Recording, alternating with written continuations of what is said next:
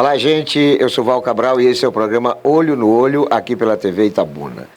Na edição de hoje a gente vai entrevistar uma das personalidades mais folclóricas, mais inteligentes e inserida nesse cotidiano de Itabuna, de região cacaueira, e que acaba suscitando, controvérsias. Muita gente gosta, muita gente acha que não tem nada a ver, enfim, mas ele não passa sem ser percebido ou sem se fazer ser percebido. Ele tem assim um comportamento que é intrépido, tem uma conduta arredia em muitas situações que para a maioria é trivial. Ele é advogado, ele muito tempo foi defensor público estadual, recordista de tribunais, de júris na Bahia, e se notabiliza esporadicamente nas eleições, quando de maneira muitas vezes considerada como estapafúrdia, entra com seu linguajar muito populista e popular, mas sobretudo sem papas na língua. Estou me referindo ao advogado Hamilton Gomes. Hamilton Gomes, a quem a gente saúda com o nosso bom dia, meu querido Hamilton. Preliminarmente, eu quero parabenizar a TV Itabuna pelo espaço que dá a toda a população itabunense. Inclusive, eu assisto direto esse canal, que é um canal muito bom. E quero também parabenizar a Val Cabral de ter voltado à TV Itabuna, porque estava fazendo falta. Além de ser um grande jornalista, é uma pessoa humana que ajuda muitas pessoas em Itabuna. E eu conheço há mais de 30 anos. Meu amigo, o pai dele foi meu colega de balcão. Ontem mesmo eu encontrei com o pai dele conversando. E Val, eu confundi, pensei que o pai dele, Cabral, trabalhava na Pernambucana. Mas na realidade, Cabral trabalhou nos Gonçalves. E eu trabalhei no Crisântemo, que é a loja mais velha de Itabuna, que era de Antônio Eck Fontes Faria. E trabalhei também no Reis dos Tecidos. Foram meus empregos ali na Cinquentenário, do qual eu conheci muitas pessoas importantes dessa cidade. Lá no Crisântemo, frequentava lá figuras conhecidas no Brasil todo, como Zé Lito Fontes, que era presidente do Itabuna Esporte Clube. Ele amava o futebol e o Itabuna chegou a ser vice-campeão. Não foi campeão porque roubaram o Itabuna, e já existia essa manobra de prejudicar o time do interior. O Itabuna estava no auge, na hora de disputar a final, eles adiaram a final para 3 meses depois.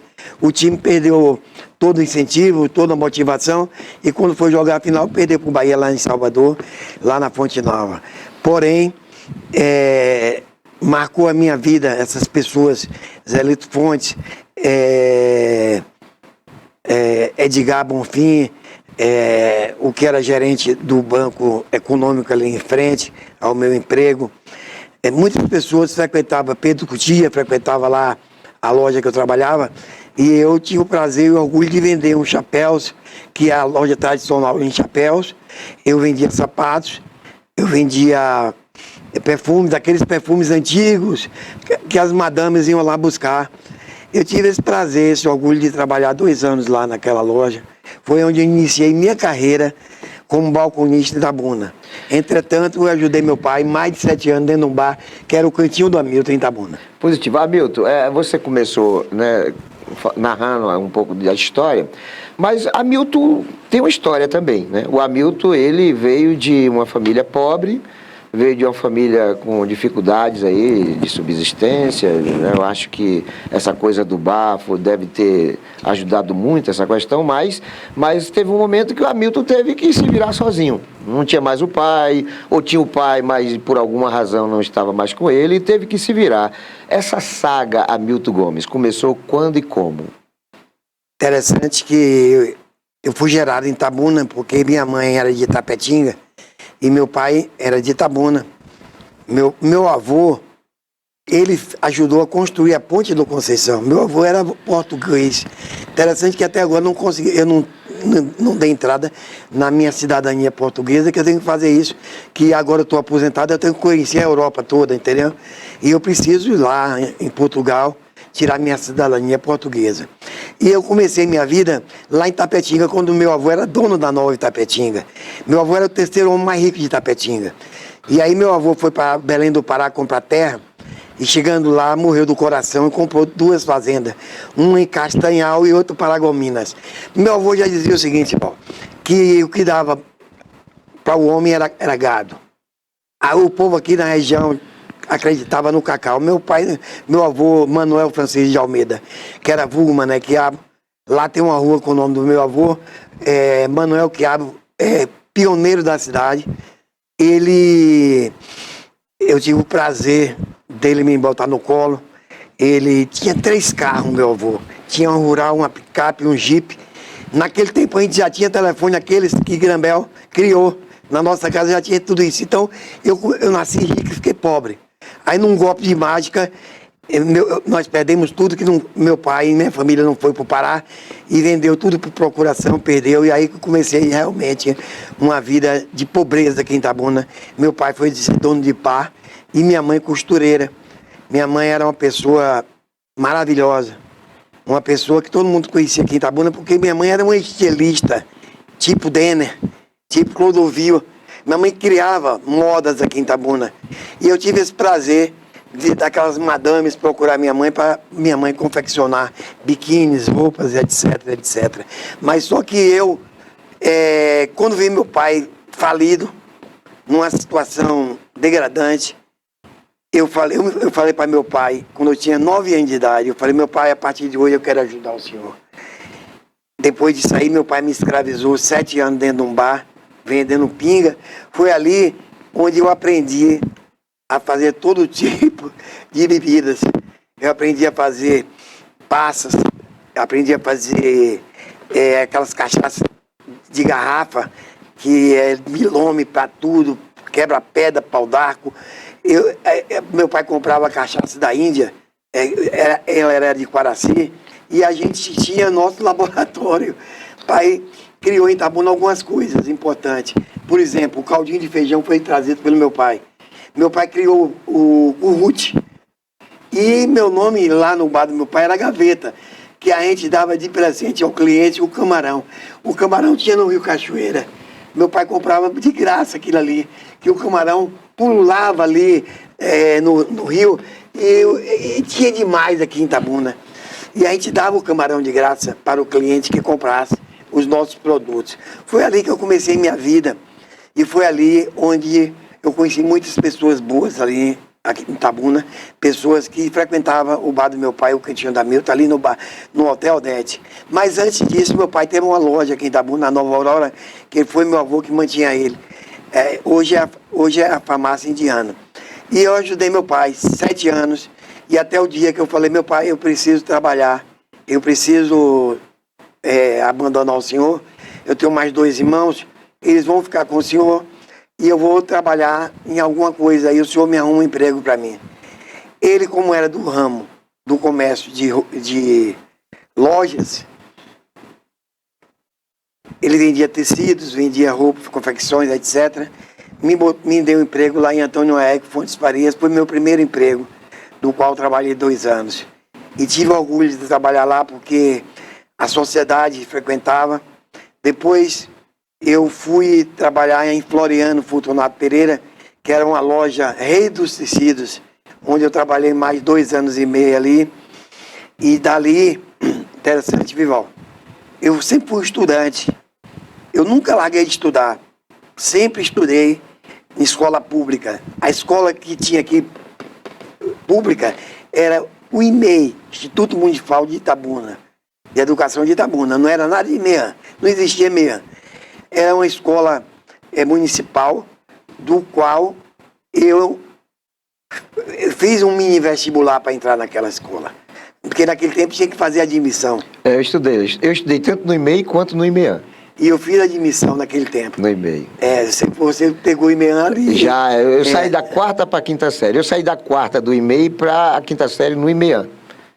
Era assim que nós passamos pelo mesmo caminho. Sim. E eu tive orgulho de tê-los grandes professores da minha vida estudantil, que eu vou citar vários nomes aqui de pessoas que eram inteligentes e tinham amor de ensinar.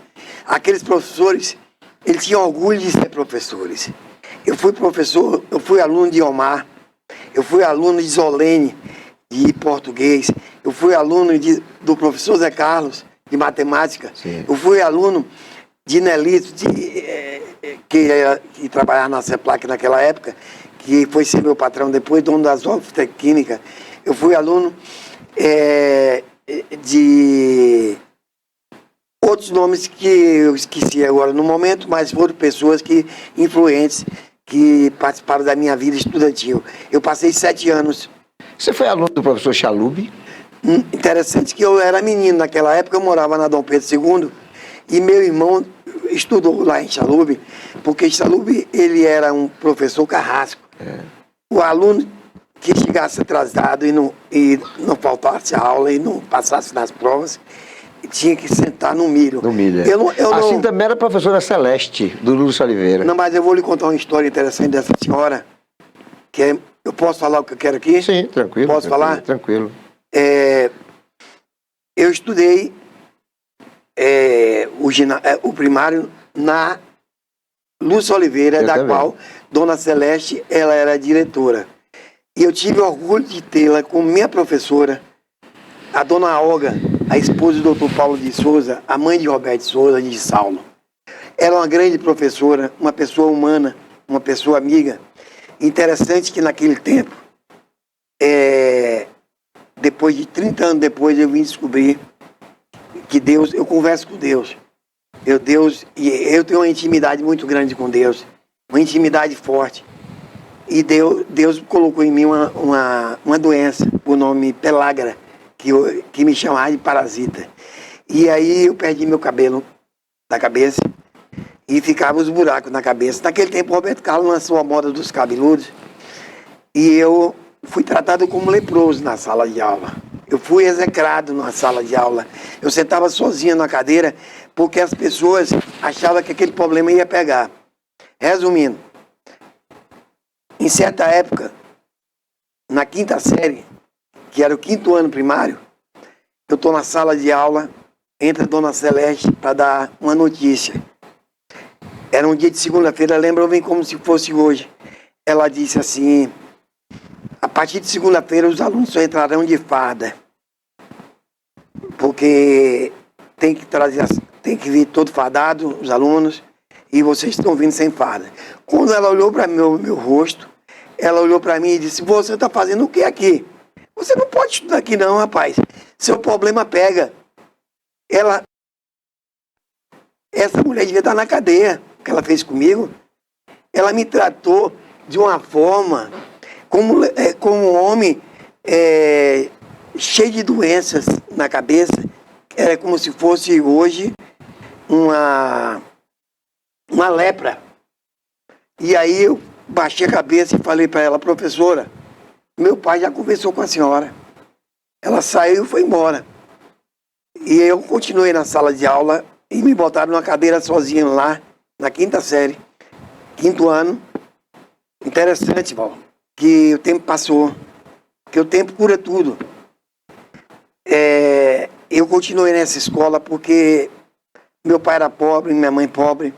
Eu não tinha outro lugar para estudar, a não ser na Lúcia Oliveira, ali, que era perto da minha casa. Eu fui pedir a ela a liberação para fazer a admissão.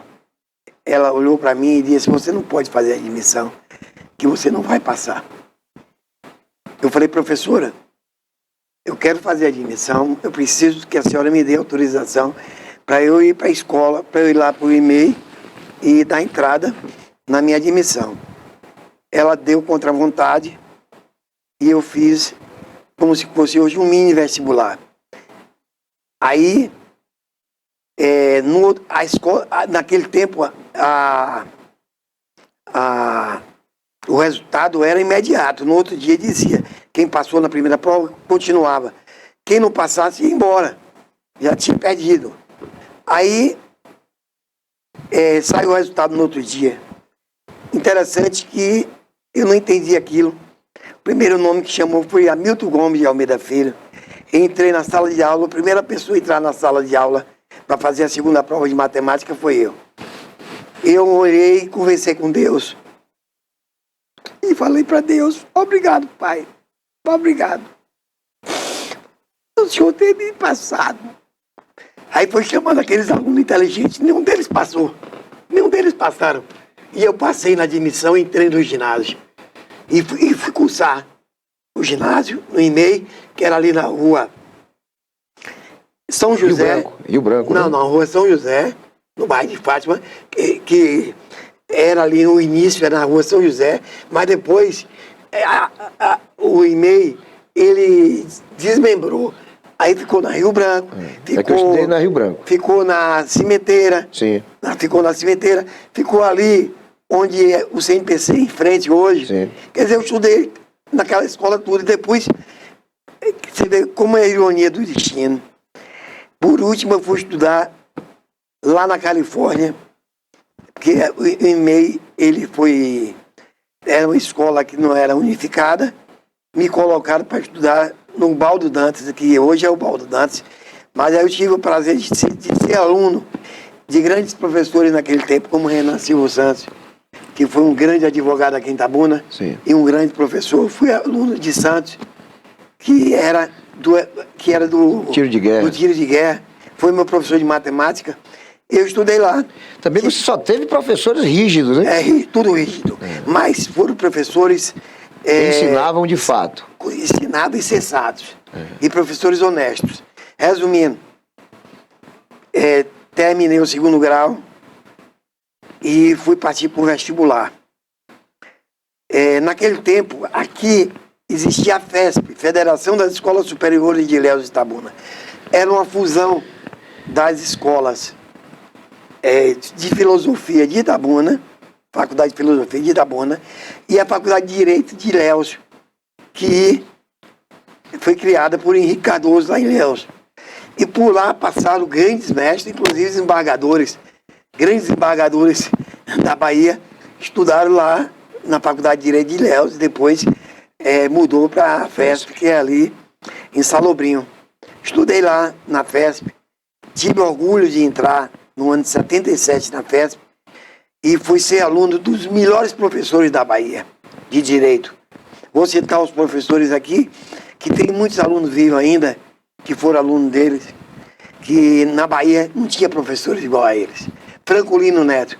Sim. Tinha livro escrito de Direito Penal, e que foi isso aí que me estimulou a ser criminalista na Bahia. Tinha Hérito Machado, que era professor de Direito Civil, e chegou a ser presidente do TRT da Bahia, Tribunal Regional do Trabalho. Era meu professor. Eu fui aluno de Sadal Amarum, que conhecia o Código de Processo Civil de cor na cabeça. Eu fui aluno do grande mestre Acioli da Cruz Moreira. Ele conhecia o direito comercial com a palma da mão. E ele tinha umas máximas, que o aluno que repetisse a matéria dele 3 vezes, na 3ª vez não precisava estudar mais, já estava passado. Porque o cara era burro mesmo. Esse não tinha jeito. Isso. Ele tinha essas máximas. Sim. E aí, na sala de aula, as pessoas faziam algumas perguntas a ele. Ele dizia, o entendimento é muito importante. Quer dizer, foi um professor que marcou minha vida. Professor Acioli da Cruz Moreira era um promotor público de Ilhéus. Hamilton, eu percebo, você vê que em pouco tempo que a gente está aqui, você já chorou, você sorriu, você tem uma carga emocional muito forte, sobretudo quando, né, faz uma rememorização do que foi sua vida, as suas dificuldades, enfim. Mas você também sempre foi uma pessoa família, né? Você fala do seu pai, você tem alguns rancores em algumas atitudes do seu pai, você fala com muito carinho da sua mãe, mas você é família, tem irmão, tem filho, enfim. Como é o Hamilton família? É interessante sua pergunta, porque eu tive uma mãe maravilhosa, uma mãe carinhosa, uma mãe que só me fez me dar amor e carinho. Era uma pessoa dedicada aos filhos, tinha 3 filhos, Humberto, Henrique e Hamilton. Meu nome é Hamilton em homenagem a meu pai, que meu pai é Hamilton Gomes de Almeida, eu sou Hamilton Gomes de Almeida Filho. E fui criado ali na Juraci Magalhães, que meu pai, quando casou-se com minha mãe, naquele tempo tinha mania de receber um dote, e meu avô deu uma casa à minha mãe. Foi ali que eu tive toda a oportunidade da minha vida de não morar de aluguel. Foi ali na Abílio Caetano, que hoje ali era tudo ali pertencia à família Abílio Caetano. E nós compramos, meu pai deu de presente à minha mãe essa casa, e depois que meu avô morreu, minha mãe ganhou uma herança e construiu ali na Juraci Magalhães um barraco, que é onde hoje está vizinho a Júnior Moto. Do lado tem aquela casa de frutas, e ali tem um prédiozinho que minha mãe construiu com o dinheiro que minha mãe recebia 3 pensões. Tem que falar a verdade aqui. Minha mãe recebia a pensão do meu pai de ex-combatente, que isso é importante falar aqui, que meu pai foi convidado para ir para a guerra em 45, só que ele ficou em Ilhéus à disposição, não foi chamado para a Itália. Mas algumas pessoas de Itabuna foram para a Itália. Inclusive um homem que era do Correio, por nome Zé Roberto, ele foi para a Itália. Meu pai não, ficou à disposição lá em Ilhéus. E meu pai faleceu, lutou muito para conseguir a aposentadoria de ex-combatente. E nesse tempo, eu fui ser advogado do meu pai nessa ação. E quando meu pai ganhou a ação, meu pai faleceu e não recebeu nada. Aí, interessante, para receber essa pensão, minha mãe, como era casado com meu pai em união estável, porque meu pai tinha impedimento de casar, porque ele já tinha sido casado no civil, não podia casar, foi casado no padre. Aí, nós tivemos o orgulho e o prazer de ter na nossa família um governador. E esse governador foi deputado federal 5 vezes por Brasília. Meu primo carnal, Agnello Queiroz. Minha mãe falou com minha tia. Minha tia falou com ele e ele foi lá no Exército em Brasília. No outro dia saiu o resultado para minha mãe receber a pensão. Mas para isso eu tinha que fazer uma justificação judicial. E aí eu fiz aqui em Itabuna a justificação.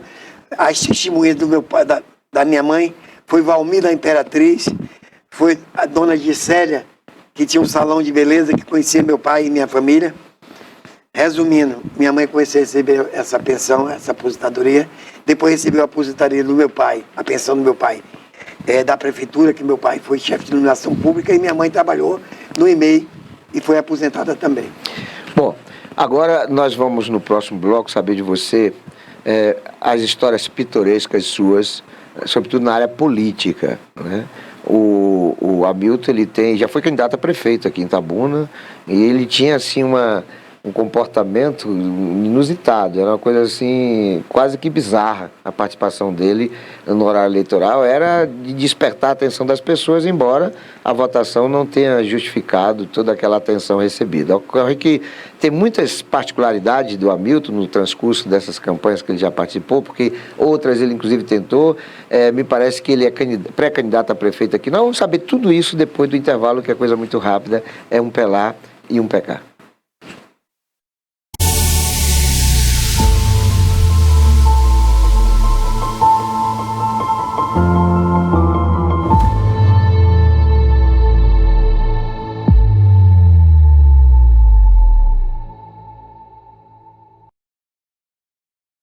Criada em 2005, a TVI se tornou a primeira emissora de TV por assinatura fora do eixo Rio-São Paulo, transmitida pela operadora TV Cabo para mais de 40 mil espectadores em Itabuna e Ilhéus. Com uma programação 24 horas no ar, a TVI chegou a fazer 6 horas de programação local diária ao vivo, revelando talentos para a televisão baiana. Inserida na Lei do Cabo, a TVI passou a integrar o seleto grupo de TVs com programação qualificada junto à Ancine e contribui com a capacitação do mercado audiovisual da Bahia para a captação de recursos para a produção de minisséries, reality shows, documentários e outros produtos de entretenimento para as mais variadas plataformas. Equipada com estúdios de áudio e vídeo e modernas ilhas de edição, a TVI também está preparada para trabalhar no jornalismo factual local, inclusive utilizando sua unidade móvel SDNG. Passando agora por uma reestruturação, a ação programadora detentora do canal TVI se prepara para transformar o sul da Bahia em um polo de teledramaturgia, movimentando o mercado do audiovisual da Bahia. TVI é da Bahia, é da gente.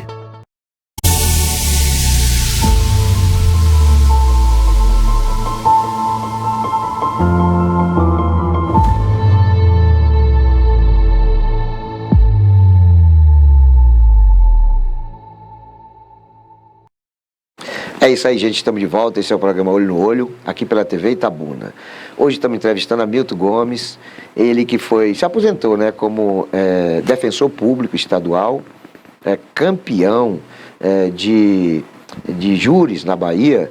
E antes de falar, eu tinha prometido que nós falaríamos nesse bloco sobre política, mas eu me lembrei, né, e nós nem conversamos no intervalo sobre esse assunto, mas me lembrei que ele passou muito tempo como defensor público, e o que eu sei de Hamilton é que ele é recordista na Bahia em promoção de júri. E eu quero saber de Hamilton sua passagem pela Defensoria Pública, Hamilton. Teve altos e baixos, enfim, mas como é que transcorreu? E é verdade esse fato, essa boato que a gente ouve aí, de que você na Bahia é recordista em júri? Mas antes de entrar nesse assunto, eu quero explicar a você que eu me formei em 81 e advoguei 12 anos particular. Eu fui colega de Jorge Nobre e de Rudival Bahia. Nós fomos donos de um prédio na Rui Barbosa e advogamos juntos por 12 anos. Cada um por si, mas fomos colegas de prédio. E aí, chegou um momento na minha vida que eu tinha uma vocação de defender o pobre, o excluído, o descamisado, mas eu queria uma coisa que eu pudesse ajudar o pobre. E aí eu falei, poxa, eu como sou vocacionado pelo Tribunal do Júri, eu vou querer ser defensor público. Eu nunca quis ser juiz e nem promotor, eu quero deixar bem claro para vocês. A minha vocação era defender o pobre. Aí eu fiz o concurso, o primeiro concurso que eu fiz na Defensoria Pública foi em 1990. Eu passei em todas as matérias, só perdi 2 matérias. Aí eu perdi direito administrativo e direito constitucional. Aí eu parei para refletir, todas eu passei. Aí eu parei e pensei, assim, então eu vou ser defensor público mesmo, porque eu passei em tudo, eu só perdi 2 matérias, é só estudar um pouco. Eu sou autodidata, eu vou parar para estudar essas matérias, porque eu tinha uma prática grande no direito em Itabuna. Eu fazia a região toda, todas as áreas do direito.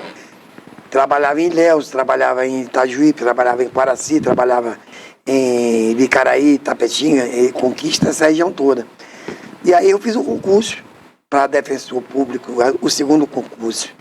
Lembro-me que a prova da Defensoria Pública era eliminatória também. Mas era diferente da de hoje. Quem fizesse 50 pontos, passava para a segunda fase. Era de 100 pontos a 50 pontos. E eu fiz 57 pontos. O interessante é que nesse dia eu corrigi a minha prova, o gabarito, lá na Fonte Nova, assistindo Bahia e Goiás. Aí eu vi que eu havia passado. Interessante que Cairo era meu estagiário, que é juiz hoje. Ele ligou para mim, Hamilton, você passou. Eu já sabia que eu havia passado na primeira prova e fui classificado para a segunda prova. E a segunda prova foi uma prova prática. Eu, como tinha 12 anos de prática em Itabuna, não tive dificuldade, tirei 8 na prova. Não tive dificuldade porque eu conhecia o direito com a palma da minha mão. Aí tirei 8 e só exigia essas provas, a prática e a teórica. Interessante que eu me orgulhei de fazer a segunda prova lá na Faculdade Federal da Bahia, simplesmente na sala dedicada ao grande professor baiano Orlando Gomes, mestre de Direito, que eu tenho orgulho de ter conhecido pessoalmente lá no CNPC, dele ter dado uma palestra. Foi um dos maiores juristas do Brasil. Quem não sabe, esses alunos de hoje, acho que poucos ouviram falar em Orlando Gomes. Orlando Gomes tem mais de 50 livros editados. Sim, mas aí você passou no concurso? Passei no concurso e fui chamado. Mas aí, interessante, que eu queria vir para Itabuna. E fiz um pedido a um amigo meu aqui em Itabuna, para ver se ele conseguia um político. Que eu passei, não foi através dos meus conhecimentos. Foi Deus que me deu. Tudo que eu tenho foi dado por Deus. Eu quero deixar bem claro para todos aqui, que na terra, um nenhum nunca me deu nada. Eu não peço nada a ninguém. Eu só peço a Deus. Eu quero deixar bem claro aqui para todos. Mas você pediu a um amigo para ele conseguir um político. Então você pediu. Para eu ir para Itabuna. Mas não me botaram aqui em Itabuna, me botaram lá em Itamaraju. E, quer dizer, humilhação profunda. Eu fui para Itamaraju e fui designado para trabalhar em 3 comarcas: Itamaraju, Prado, Alcobaça e Teixeira de Freitas. Veja, é interessante. E Prado. Trabalhei no Prado também. Quer dizer, eu fiz essa região toda, eu ia de carro e voltava. E foi lá, comecei fazendo os primeiros júris naquela região de lá. E absolvendo todo mundo. Aí, eu fui promovido por merecimento. Você pode ir para os anais da Defensoria Pública, minha promoção saiu por merecimento. Só que, ao invés de eu vir para Itabuna, me botaram para Ipiaú, Itajubá, Ibirataia, Darumeira, Iquara, naquela região de lá do sul da Bahia.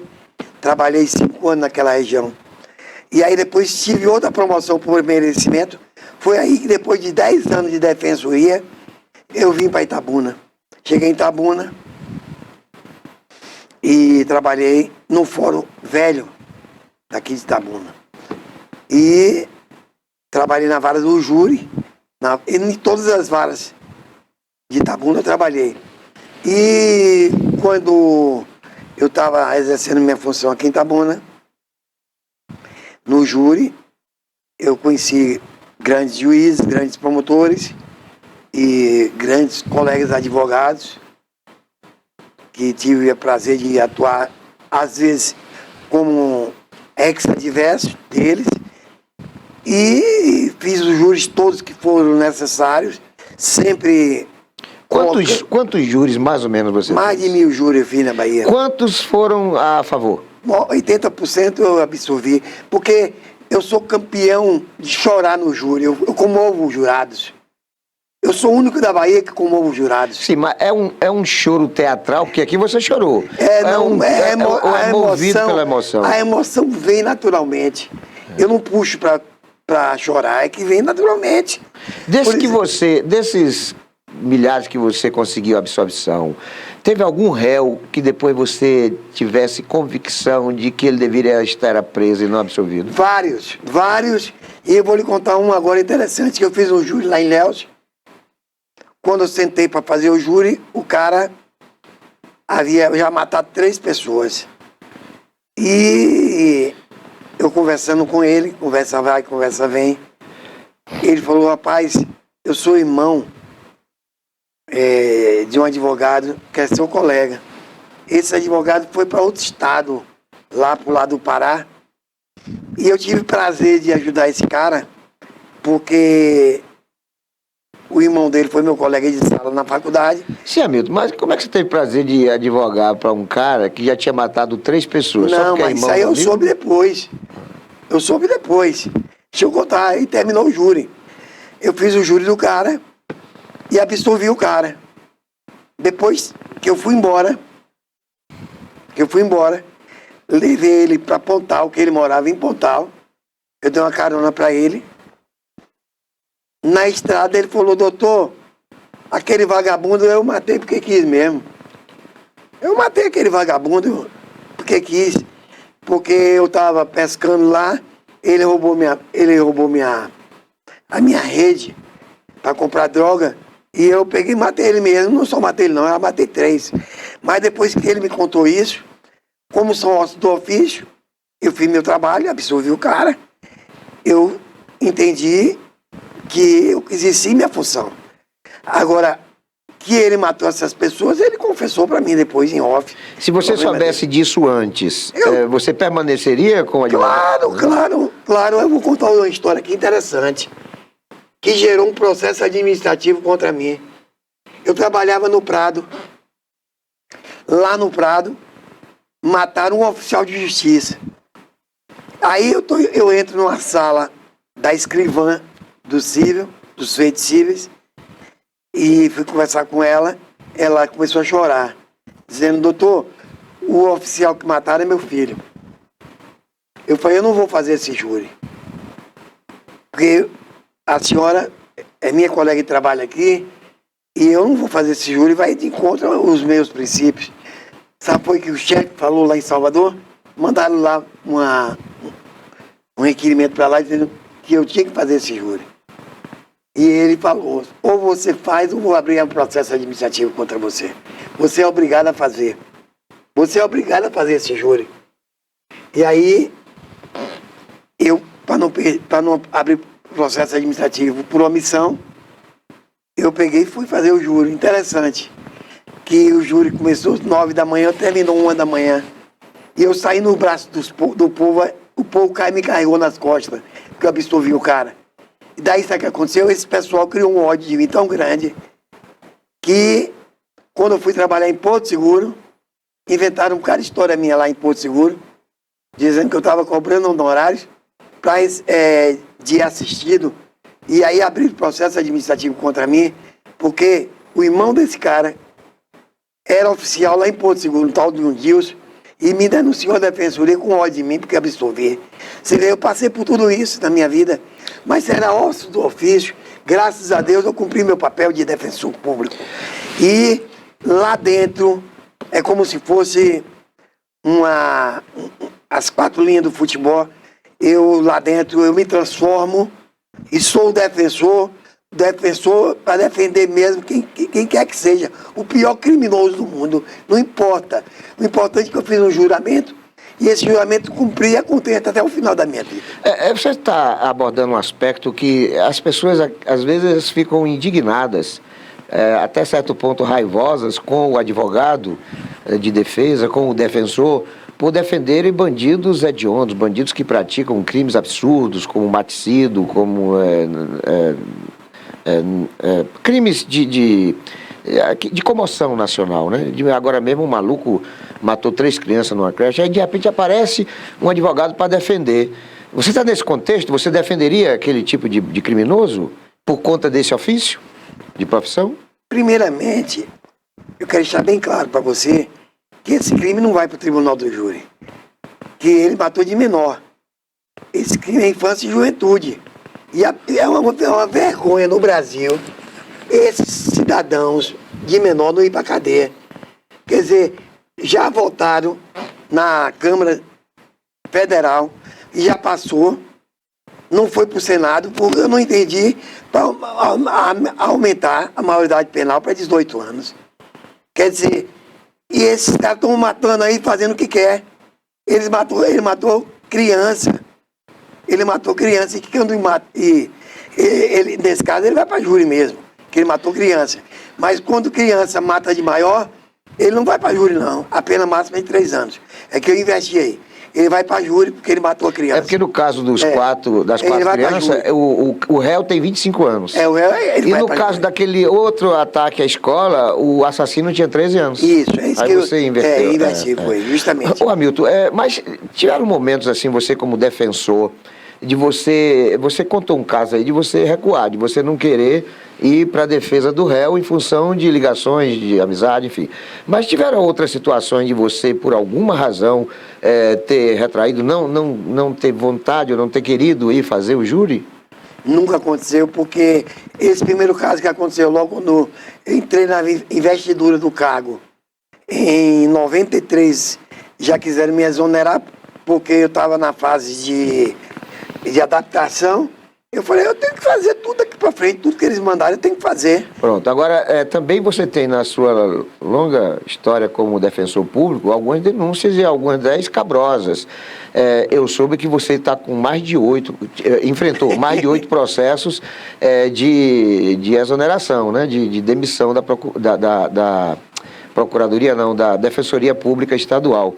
Mas teve um episódio, e aí, não sei se é ligado a essa sua atuação como defensor ou a sua participação na política, de você ter sido acusado de ter roubado uma caixa de maçã. Dá para você destrinchar um pouquinho aquele episódio? Com certeza. Eu fui candidato a prefeito aqui em Itabuna, lembro muito bem que os candidatos naquele pleito foi Fernando Gomes, Renato Costa, Brilha, eu e Geraldo Simões. Eu fui vereador em Itabuna de 97 a 2000. Me elegi com o meu trabalho de advogado, não foi defensor público. Eu me elegi porque eu era especializado na área crime, na área civil, na área previdenciária, e eu ajudei muito pobre em Itabuna. E tive muitos amigos também que me ajudaram, pessoas que caminharam comigo nessa jornada. E eu me elegi vereador, para eles foi uma surpresa, porque eu não tinha grupo. Hamilton Gomes foi o único que se elegeu sem grupo em Itabuna. Depois, eu me elegi pelo PMN. Quem se elegeu foi o Sargento Raimundo, o Ricardo Xavier e eu. Ele já estava armando já para eu não entrar. Ele já estava armando já para botar o Wilson Teles no meu lugar. Entendeu? Mas eu acompanhei tudo de perto, eu acompanhei todas as urnas, eu impugnei urna por urna que eu via que eles estavam roubando meus votos, mas eu consegui ganhar a eleição com 80 votos de frente para Marcos do Ciso. Marcos perdeu a eleição para mim e quem entrou foi eu. Resumindo, daí para cá, eu falei, vou ser candidato a prefeito agora de Itabuna, porque se eu quero fazer uma carreira política na minha vida, eu tenho que iniciar cedo. Eu não preciso de continuar sendo mais vereador, porque, interessante, que a minha participação como vereador, eu não me vendi. Eu fui o único vereador honesto da Itabuna, que não me vendi a ninguém. Não me curvei para ninguém. Não me curvei para nenhum deles. Inclusive, o seu Fernando Gomes tentou me comprar várias vezes, não me comprou. E aí, Geraldo Simões, naquele tempo, foi meu colega de faculdade, que ele fez administração, eu fiz direito. E eu peguei carona dele várias vezes. Ele tinha carro, eu não tinha, eu vinha a pé, eu vinha de ônibus. Às vezes ele me deu algumas caronas, certa feita, e fizemos alguma amizade. Mas só que houve os debates para prefeito. Só que eu fiquei com dinheiro para receber a Câmara. A Câmara não me pagou o que era devido meu. E aí eu falei para o Geraldo Simões, eu preciso receber meu dinheiro que eu tenho na Câmara, que o senhor Fernando Gomes não pagou, e eu quero receber o que é meu. E ele fez pouco caso de mim. Fez pouco caso, não quis me pedir ao presidente da Câmara na época, que era Celino, para me pagar meu dinheiro, que eu tinha mais de 50 mil para receber. E ele não me pagou. Eu falei, pô, esse cara vai me pagar. Esse cara vai me pagar o que ele está fazendo contra mim aqui, que é um direito líquido e certo meu. Aí eu falei, ele está pensando que ele está lá botando com um menino neófito aqui, alguma criança, algum besta que ele vai me botar no bolso. Que ele tinha uma oratória boa, o Geraldo Simões. Eu falei, vai me pagar lá nos debates, na televisão. Foi dito certo. No dia do debate, a TV Santa Cruz estava fazendo para a Bahia toda esse debate, foi transmitido geral. E quando chegou na minha pergunta, o mediador falou assim, o sorteado aqui é Hamilton Gomes. O senhor pergunta para quem? Eu falei para Geraldo Simões. Aí eu perguntei, senhor Geraldo Simões, o senhor foi prefeito de Itabuna e colocou uma quadrilha de ladrões na prefeitura. Você sabe disso. Que eu fui vereador, eu acompanhei que eles roubaram o IPTU de Itabuna. Eles roubaram o dinheiro público de Itabuna, seu grupo botou esse dinheiro no bolso e roubou. A pergunta é a seguinte, senhor Geraldo Simões. Depois o senhor foi eleito de novo prefeito. E o senhor botou essa quadrilha de volta na prefeitura. Quem é ladrão? É o senhor ou essa quadrilha aí que você botou de volta? Rapaz, daí pra cá, esse pessoal criou um ódio de mim tão grande que inventaram essa história da maçã em cima de mim. Seu Geraldo Simões, e quando lá também nos debates me perguntaram o que eu achava da Polícia Civil e Militar, e de fato, eu quero pedir desculpa aqui, em público, eu generalizei, eu falei que todos eram ladrão e corrupto, isso aí que me afundou. Eles, naquele dia lá, no problema da maçã, que um carregador roubou a maçã, ligaram para Geraldo Simões, ligaram para esses delegados Damasceno, eles, ao invés de levar o carregador que roubou a maçã, me levou eu como ladrão de maçã. Quer dizer que transformaram tudo. Tanto que não teve processo contra mim, não teve nada, eu não respondi nada. E pode puxar nos anais do fórum se eu respondi algum processo por causa disso. Então, no caso aí, você julga que tenha sido uma armação política? Claro que eu não respondi nenhum processo criminal disso aí. Se eu roubasse a maçã, eu ia responder o processo. Se eu putasse a maçã, que não é a linguagem certa, é puto. Sim. Mas aí, Hamilton, você não passou só por esse problema, você teve outros problemas, né? Não foi um só. Essa sua suspeita de perseguição, ela também está em torno desses outros processos que você teve que responder? Não, esse foi o cabeça de tudo. Esse foi o cabeça de tudo. Os demais foram processo, tudo armado, dizendo que eu cobrei. Dizendo que eu cobrei, não houve outros processos. Dizendo que eu cobrei para encetar uma ação. Isso aí tudo é uma ação, que eu nunca cobrei nada de ninguém. Tanto que todos os processos foram julgados e arquivados. Muito bem. Você, é óbvio que teve todo esse histórico em torno de ações políticas e de exercício da sua função de defensor e de advogado. Mas na política, você foi candidato a prefeito, a votação não chegou nem perto. Mas você insiste, o que eu tenho a informação é de que você pretende ser candidato a prefeito na próxima eleição. Essa sua pretensão decorre de tentar realizar um sonho que você ainda não conseguiu alcançar, né? Ou você está em função das circunstâncias, do momento, falta de liderança, decepção com o atual prefeito, não concordância com os seus opositores que pretendem sucedê-lo. O que é que move você a ser candidato a prefeito no próximo ano? Eu aprendi uma coisa na vida, que para uma caminhada você tem que dar o primeiro passo. É um provérbio chinês. Dado o primeiro passo, estará iniciada uma vitória. Então eu vou ser o prefeito de Itabuna. Pode ter certeza disso. O próximo prefeito de Itabuna vai ser Hamilton Gomes. Isso aí com certeza. Vou lhe falar por quê, você vai entender agora. Geraldo Simões está queimado, não vai para canto nenhum mais. O Azevedo está queimado, porque ele foi um prefeito omisso, foi um prefeito que deixou o povo dele lesar o cofre público de Itabuna. E a grande liderança de Itabuna, que foi Fernando Gomes, morreu, não tem mais liderança em Itabuna. Mas tem, por exemplo, nós temos aí Pancadinha, que foi eleito deputado estadual recentemente. Eu estou falando de prefeitos anteriores. Mas você vai concorrer com outros que também não são. Eu estou falando de prefeitos anteriores. Sim. Eu estou falando de prefeitos, não estou falando dos atuais. E eu estou falando de uma campanha sua para o ano que vem, que você vai concorrer com o Pancadinha, com o Isaac Neri, com o Mangabeira. Pode vir quem for. Com Augusto Castro. Vir quem for. Olha, pode vir quem for, não tem medo de nenhum deles. Porque eu tenho nome na cidade e tenho prestígio na cidade. E tenho certeza que eu vou ganhar a eleição. Tenho certeza. Você foi eleito vereador e você salientou bastante isso. Você foi eleito sem grupo. Só que uma coisa é você ser eleito vereador sem grupo. Outra coisa é você ser eleito prefeito. Você vai precisar do grupo. Porque você, para ter gente, vai ter que ter lideranças dessas pessoas. Você acha que você pode, como candidato a prefeito, ser eleito como fora ao ser candidato a vereador sem um apoio de instituições, de organizações da sociedade, uma coligação de partido, no caso federação, o apoio de partidos, centenas de liderança, porque aí vai ser inusitado. Isso nunca aconteceu em Itabuna. Já aconteceu, sim.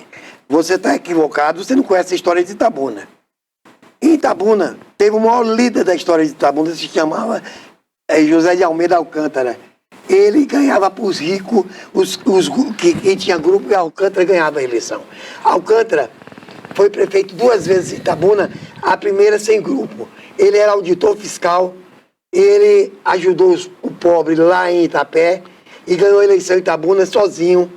Certo, agora, você fala que eu não tenho conhecimento, nesse caso você também não tem conhecimento do que está acontecendo na legislação atual. Pera ainda, você tem que entender o seguinte, que José de Almeida Alcântara, ele elegeu o maior líder da Bahia, que se chama Antônio Carlos Magalhães. Sim, Hamilton, meu querido. Se eu estou lhe falando aquela a você... realidade de mais de 40 anos atrás é completamente diferente da atual. Não é diferente. Antigamente não você nada, podia não. ganhar sem partido, hoje você tem que ter partidos, você poderia ganhar sem dinheiro. Só para você ter uma ideia, o custo hoje de uma agência de publicidade é de mais de 2, 3 milhões. Antigamente você não precisava disso. Hoje você precisa de recursos para poder se apresentar às pessoas. Você precisa de partidos, você precisa de liderança. A realidade hoje é diferente, você tem que entender esse caso. Parece que você não está tendo conhecimento dessa legislação eleitoral, embora você seja advogado. As coisas mudaram, ficaram mais difíceis. Você acha que pode ganhar em função dos seus conhecimentos de legislação eleitoral e em função da realidade de tantas mudanças havidas nessa mesma legislação? Primeiramente, você está equivocado. Eu sou professor de Direito Eleitoral. E aí, eu entendo o seguinte, que para se ganhar a eleição em Itabuna, você precisa de grupo, claro, mas hoje o povo que está me vendo vai vir para mim. Esse povo que está me ouvindo hoje aqui, esse povo vai votar em mim.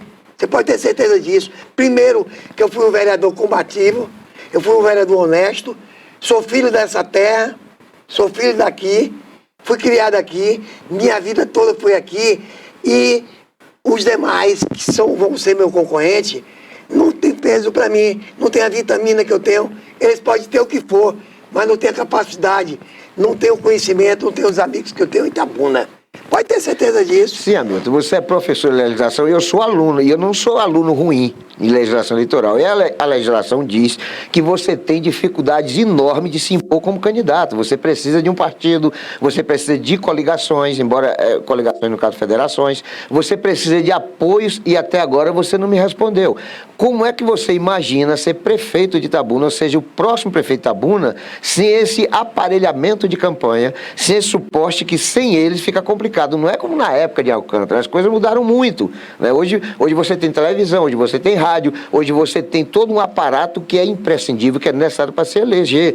Então, qual é a mágica? Porque você dizer que tem apoio popular, contrapõe o que a gente tem visto nas pesquisas. Seu nome não está aparecendo, embora você também não tenha publicamente anunciado que é candidato. Como é que você pode nos convencer hoje de que efetivamente será o próximo prefeito de Itabuna, dentro desse contexto? Muito simples. Você acredita em Deus? É óbvio, é óbvio. Então pronto, Deus vai me eleger. O homem, para ter tudo na vida, tem que ter Deus. O homem sem Deus não é nada. Mas, Hamilton... Rapaz, veja bem, você tem que entender uma coisa. Se Deus quiser que eu saia candidato, eu vou ganhar a eleição. Você pode ter certeza disso. Você falou que conversou com Deus, mas os outros também conversam com Deus. Nós estamos aqui falando de plano terrestre. O Deus que eu acredito, eu não creio que vai eleger você ou qualquer outra pessoa. Essa disputa aí não tem nada a ver com Deus. É você contra Augusto, é você contra a Pancadinha, é você contra Isaac Neri, é você contra homens. Deus não vai entrar nesse jogo. Deus é para outro processo. Você está se atendo somente a Deus? Você acha que Deus vai preterir os outros? O que é que você se acha mais especial do que os outros para ter merecimento de Deus e os outros não? É muito fácil. Eu tenho a marca de Deus em mim, eles não têm a marca, entendeu? Você tem que entender o seguinte, eu conheço a Bíblia de Gênesis e Apocalipse. Os grandes profetas de Deus foram homens que saíram do nada e Deus elevaram eles. Se Deus quiser me elevar, Ele vai me elevar. E se Deus não quiser, eu vou respeitar a vontade dEle, porque eu preciso de um partido, evidentemente, para conseguir tempo de televisão. Mas só preciso do partido, não mais nada. O grupo eu vou conseguir, porque eu conheci todo Itabuna toda, todos os bairros de Itabuna eu conheço. Eu frequentei todos os bairros de Itabuna, andei em Itabuna toda. Eu conheço a periferia toda de Itabuna, fiz minhas candidaturas em Itabuna, nunca fui reprovado em canto nenhum, ninguém nunca me tratou mal. Vamos supor que Deus não queira que você seja candidato. Esse sinal ele vai lhe dar, porque segundo você, essa conversa sua com ele é travada quase todos os dias. Não sendo candidato, desses que estão aí, qual é o que você acha que deva merecer o beneplácito de Deus para ser eleito prefeito? Eu não apoio nenhum deles, eu não apoio nenhum deles. Nunca apoiei. Antes eu não apoiei nenhum. Não tem nenhum que preste? Pra mim não tem, claro que não tem. Pra mim mas não e tem. se Deus a sinalizar pra você? Eu não apoio nenhum, rapaz. Eu sou aposentado pela Defensoria Pública. Sim, mas você falou que vai pela vontade de Deus. E se Deus disser pra você, é fulano de tal? Ouça bem, Paulo, é bom que você sabe da verdade. Eu sou aposentado pela Defensoria Pública e não preciso de apoio dele, não preciso de emprego não, rapaz. Eu preciso representar Itabuna como prefeito de Itabuna. O resto é questão de tempo. Então, para encerrar, quer dizer que Hamilton vai ser o próximo prefeito de Itabuna? Se Deus me der condições de eu conseguir o partido, ok. O prefeito vai ser eu, pode ter certeza disso. Pois é, isso. Com fé em Deus, eu espero que as coisas acabem fluindo para que nós tenhamos a eleição de um prefeito ou reeleição do atual que possa fazer com que nós recuperemos o tempo perdido. Itabuna já foi a terceira cidade da Bahia, há 3, 4 décadas atrás, e nós estamos hoje amargando uma 8ª posição demograficamente falando e economicamente falando, nós somos a 13ª. Precisamos efetivamente de prefeitos abençoados por Deus. Se esse prefeito for você, que nós tenhamos as bênçãos de Deus para que tenhamos uma cidade melhor. Quero lhe agradecer, Hamilton, por esse nosso bate-papo. Eu tenho você como uma das pessoas mais controversas da sociedade itabunense. Mas você é uma pessoa extremamente inteligente. Ok. Você é uma pessoa muito inteligente, mas você é uma pessoa que suscita polêmica, porque às vezes suas colocações estão em desacordo da maioria da população. Vamos ver se eleitoralmente essa coisa conversa a seu favor. Fica à vontade, meu querido. Ô, Val, você tem que entender uma coisa. Eu sou filho de uma família de Itapetinga, que meu primo saiu de Itapetinga para ser médico em Brasília e chegou a ser governador de Brasília. E aí, o que é que você me diz sobre isso? Ele foi governador de Brasília. Por que ele chegou a ser governador de Brasília? Eu não posso ser prefeito de Itabuna. Meu primo foi governador de Brasília, rapaz, agora. As urnas dirão. Hein? As urnas dirão. Claro, evidentemente. Se meu primo chegou a ser governador de Brasília, por que eu não posso ser prefeito de Itabuna? Qual é a diferença que tem? Meu irmão, obrigado por sua participação. Obrigado, foi um prazer em revê-lo e que Deus seja louvado por tudo e por todos. E eu quero agradecer a Barbosinha pelo espaço de ter me dado, estar aqui hoje nessa grande televisão que representa o sul da Bahia. E viu, Barbosinha, eu assisto sua televisão direto, seus programas, e quero lhe fazer um pedido aqui em público. Você deu oportunidade a várias pessoas para falar sua biografia. E eu preciso falar minha biografia no seu programa. Porque eu tenho uma história para contar. Pronto. Obrigado. Está feita aí uma solicitação, né, do Hamilton, mas a gente quer agradecer a participação de você que está nos prestigiando com a sua audiência e prometemos estar de volta amanhã às 9 horas. Fiquem todos com Deus.